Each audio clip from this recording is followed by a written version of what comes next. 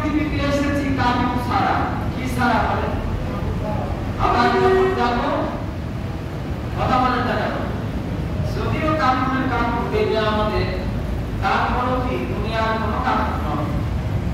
আল্লাহ রাব্বুল আলামিনের রাসূল মায়ের পেট থেকে যখন দুনিয়া থেকে আসছিলেন, আল্লাহ পাক রব্বুল আলামিন তাকে এমন সম্মান করেছিলেন, জান্নাত থেকে আল্লাহ রাব্বুল আলামিন তাকে বস্ত্র দান করেছিলেন, তার কাপড় দান করেছিলেন, এবং সেই কাপড় পরা অবস্থায় পৃথিবীতে এসেছেন।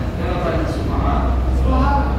মা আমিনা বলেন, আল্লাহ আমাদের রাসূল, আল্লাহ নবী আমার সন্তান মুহাম্মদ আমার দিকে দুনিয়া থেকে এসেছেন, আমি জানি না আল্লাহ রাব্বুল আলামিন আমাকে ওয়াকাত করেন নাই, সেন্সলেস করেন নাই।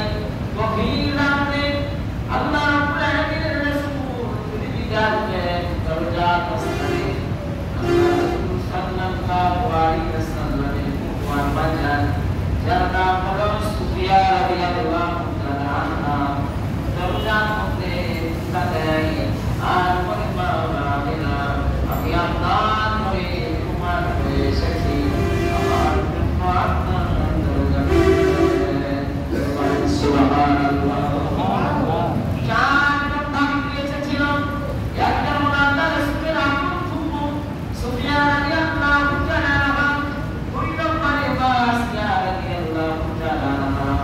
আপনারা জানেন ব্যাখ্যা করার সময় নাই, কারণ এই পৃথিবীতে আসিয়াকে এত কষ্ট দিয়েছিলেন তার স্বামী, তার নাম ছিল ফিরাউন। আপনারা জানেন এই যে আল্লাহ দাবি করেছিল, আনা রাব্বুকুমুল আ'লা, আমি কোনো রব মানি না, এই রব্বুল প্রতিপালক।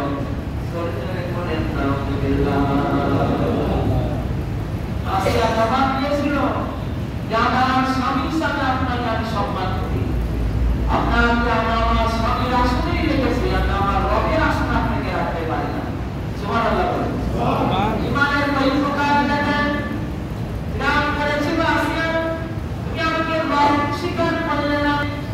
আসিয়া বললেন, স্বামী আমি জানি এই পরিণাম যদি দৃষ্টদণ্ড হয়ে থাকে, ইমান অটুট রাখার জন্য, মূল্যবান ইমান বাঁচানোর জন্য, আল্লাহ তাআলার জীবন আমি আল্লাহর রাস্তায় হাসতে হাসতে দিয়ে দেব ইনশাআল্লাহ। সুবহানাল্লাহ। কি বিশাল কাহিনী আছে আসিয়া, এই কাহিনী বলা আমার সম্ভব নয়, বিষয়টি যদিও ভাইরা চারজন দাবি আল্লাহ রাসূলের কাছে এসেছিলেন মা আমিনা ডেলিভারি করার জন্য। চারজন এসেছিলেন, জানে না মা আমিনা জানে না বিশ্বভাবে তার ডেলিভারি কি অবস্থায় হয়েছিল। মুস্তফিদ গোলাম সে পুরী অবস্থায় মায়ের পেটের মধ্যে ভ্রূণ অবস্থায় ছিল না সন্তান অবস্থায় ছিল। মা আমিনা ডেলিভারি করার আগ দিন পর্যন্ত কোনো মা প্রমাণ করতে পারে নাই আমার পেটে সন্তান আছে। সুবহানাল্লাহ। কি কষ্ট করে দিয়েছেন আমার প্রিয় ভাইয়া। রাত ৩টা থেকে ৩:৩০ সময় আল্লাহ রাব্বুল আলামিনের রাসূল গাড়িতে ঘুরে করতে বলা আছে, কাসায় টুকরা করতে বলা আছে। আল্লাহ জালালউদ্দিন সুয়ুতী রহমাতুল্লাহ আলাইহি ফাতহ বর্ণনা করেছেন তাফসীরে কাশফীর মধ্যে।